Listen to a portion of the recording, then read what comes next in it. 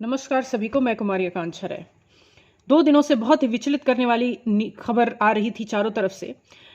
हमने सुना है कि और हमने पढ़ा है कि डेमोक्रेसी में सबकी चलती है, डेमोक्रेसी में जनता की ही चलती है, डेमोक्रेसी में और किसी की चले ना चले उस पत्रकार की जरूर चलती है जो जनता की आवाज बन रहा हो। मगर हो क्या रहा है, 2024 का इलेक्शन सर पे है और आपको पता है कि पत्रकारों की गिरफ्तारी यूएपीए और एनएसए जैसे खतरनाक एक्ट लगाकर किए जा रहे हैं। दिल्ली पुलिस की छापेमारी चल रही है। दिल्ली पुलिस जगह जगह छापेमारी कर रही है, ये कहते हुए, ये एलिगेशन लगाते हुए कि फलाना न्यूज चैनल के द्वारा कोई भी ऐसी मनी एक्सेप्ट की गई है जो कि फॉरेन मनी है, ऐसा इन्वेस्टमेंट है उसकी कंपनी में जो फॉरेन मनी है, और वो उस न्यूज प्लेटफॉर्म का इस्तेमाल फॉरेन एजेंडा को प्रोपगेट करने में करता था, जिसका कच्चा चिट्ठा आप यूट्यूब चैनल खोलकर देख लें तो आपको पता चल जाएगा कि वो किसके लिए और किसके खिलाफ बोला करता था। ऐसे ऐसे पत्रकारों को 8-8, 10-10 घंटे लोधी रोड में जो पुलिस स्टेशन है उसमें बैठाकर पूछताछ करना और इसके बाद उन्हें एफआईआर की कॉपी भी ना देना, कितनी बड़ी बात है। यह अंदाजे ही लगाए गए हैं कि एफआईआर की कॉपी न मिली है, इसके बावजूद भी कि यूएपीए के सेक्शंस के तहत एफआईआर लॉन्च किए गए हैं। न्यूज क्लिक न्यूज चैनल है जिसके खिलाफ, उसके पत्रकारों के खिलाफ, उसके फाउंडर एंड उसके एचआर के खिलाफ। इसके साथ साथ 153A लगाया गया है, 298 लगाया गया है, आईपीसी की धाराएं लगाई गई। ये वो आवाज है जो सरकार के खिलाफ ही, सरकार के वो सारे प्रोपेगेंडा और गोदी मीडिया के खिलाफ ही बोले। मुझे आज ये कहते हुए बड़ा दुख हो रहा है, बहुत दुख हो रहा है कि समाज हमारा किस तरफ मोड़ रहा है। एक क्रिटिसिज्म बर्दाश्त करने वाली सरकार नहीं बची, एक क्रिटिसिज्म बर्दाश्त करने वाले ऑफिसर्स नहीं बचे। जहां डेमोक्रेसी, जहां मदर ऑफ डेमोक्रेसी है, वहां फादर ऑफ हिपोक्रेसी का हिपोक्रेसी चरम पे है। खैर, आज यानी 4 अक्टूबर 2023 को ईडी की छापेमारी चल रही है संजय सिंह के यहां, जो आपके एक नेता हैं। इनका केस है, ये लीकर स्कैम में शामिल है, ये माना जाता है और माना जा रहा है, कहा जा रहा है। मनीष सिसोदिया जिसमें ऑलरेडी जेल में है। जिस वक्त ये छापेमारी ईडी की चल रही है, उसी वक्त सुप्रीम कोर्ट का बेहद ही लैंडमार्क जजमेंट आज सामने आया है, जो बहुत ही सराहनीय है। आपको पता है, ये जजमेंट पढ़ लेने के बाद बहुत सारी भ्रांतियां न कि एक लॉ स्टूडेंट के लिए बल्कि पूरे समाज के लिए क्लियर हो जाएगी। क्योंकि ईडी सिर्फ हमारे आपके घरों में नहीं आती, ईडी उन सारे ऑपोजिशन के leaders, journalist, student leaders, politicians, उन सबके घर में छापेमारी करती है। मैक्सिमम जिनके यहां या तो मनी लॉन्ड्रिंग का केस हो या फिर आप देख सकते हो प्राइम एफएसआई, जो कहीं ना कहीं सरकार के खिलाफ बोल रहे हैं, सरकार के पॉलिसीज के खिलाफ बोल रहे हैं, उनके खिलाफ। तो इसको पढ़ने के बाद, ये जजमेंट पढ़ने के बाद आप समझ जाएंगे कि किस तरह से एज ए टूल ईडी सच में खुद को इस्तेमाल करते आई है।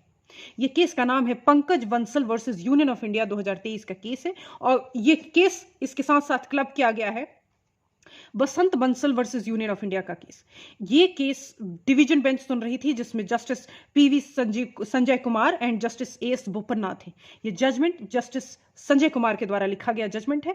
उसमें article section 19 of prevention of money laundering act का इंटरप्रिटेशन किया गया है, जिसमें यह बात कही गई है कि no person would be arrested by ED, officers of ED, until you are furnishing the ground of arrest to him or her।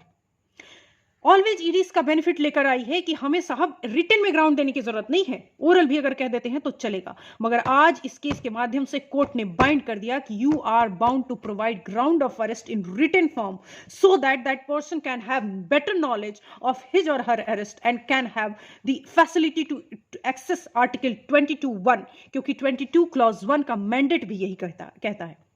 Until and unless you are not providing the better ground for arrest, how a person can approach his or her advocate for the bail?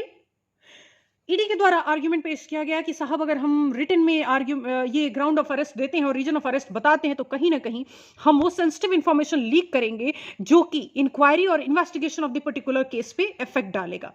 Reveal हो जाएगा ऐसे facts जो कि reveal नहीं हो सकते हैं, क्योंकि there are chances of tampering of evidence and many more. Court agree करते हुए कहती है कि आप एफआईआर की कॉपी नहीं देते, ये बात हम इस रीजन पे मान सकते हैं, मगर आप ग्राउंड ऑफ अरेस्ट इस रीजन पे अगर खारिज करते हैं तो ये उसका हक है कि वो किस अधिकार के तहत, किस ऐसे ऑफेंस के तहत कल्प्रिट घोषित होने जा रहा है या फिर अक्यूज्ड बना हुआ है। तो अगर ये बताते वक्त अगर कोई सेंसिटिव इंफॉर्मेशन लीक भी होती है, फिर भी आप लाइबल नहीं है कि आप ये कह सके कि साहब हम नहीं बता सकते, ये कोई वैलिड ग्राउंड नहीं है। ये उसका अधिकार है और ही and she would have that access of that.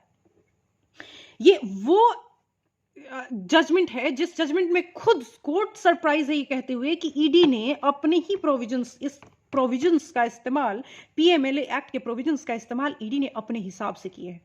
Country के कुछ पार्ट में तो आर्टिकल 19 का फुल फ्लेज इम्प्लीकेशन लगाया गया है, सेक्शन 19 का, पार्डन मी, और कुछ पार्ट में इसे बकायदा इग्नोर किया गया है। कोर्ट वाज सरप्राइज्ड और आज ये क्लियरेंस आ गया है कि बिना आपको ग्राउंड दिए आप अरेस्ट ईडी नहीं कर सकती है पीएमएलए के केस में भी। एक तरफ संजय सिंह आज अरेस्ट हो गए, दूसरी तरफ ये जजमेंट आता है। देखते हैं आगे क्या होता है। मगर आज दुख की बात यह है, और दुख से मैं ये बात कह रही हूं, कि जो पत्रकारों के खिलाफ होना शुरू हुआ है वो बहुत ही गंदा खेल है जो नहीं होना चाहिए। अभिसार शर्मा, जो कि हमेशा एक ऐसे न्यूज चैनल और न्यूज एंकर रहे हैं, जो कंसल्टेंट रहे हैं, जिनकी बात 100% हर मामले में खरी उतरी है, जो फेक न्यूज और प्रोपेगेंडा और एजेंडा के मालिक नहीं रहे, आज उनके खिलाफ दिल्ली पुलिस खड़ी है। 8-8 घंटे पूछताछ हो रही है, कल फिर पूछताछ। साहब, मीडिया जो है वो चौथा स्तंभ है, इस स्तंभ को ना हिलाएं, डेमोक्रेसी हिल जाएगी और खतरे में पड़ जाएगी। और यकीन मानिए, हम और आप सिर्फ खतरे में नहीं पड़ेंगे, वो सरकार में बैठने वाले लोग भी खतरे में होंगे, वो ईडी के ऑफिसर्स, वो दिल्ली पुलिस के ऑफिसर्स भी खतरे में पड़ जाएंगे अगर डेमोक्रेसी नहीं रही तो। ये डेमोक्रेसी का ही पावर है जो उनको भी पावर मिली हुई है। मदर ऑफ डेमोक्रेसी में फादर ऑफ हिपोक्रेसी का हिपोक्रेसी चरम पे है। सतर्क रहें, समझदार बने, अपना दिमाग इस्तेमाल करें। शुक्रिया।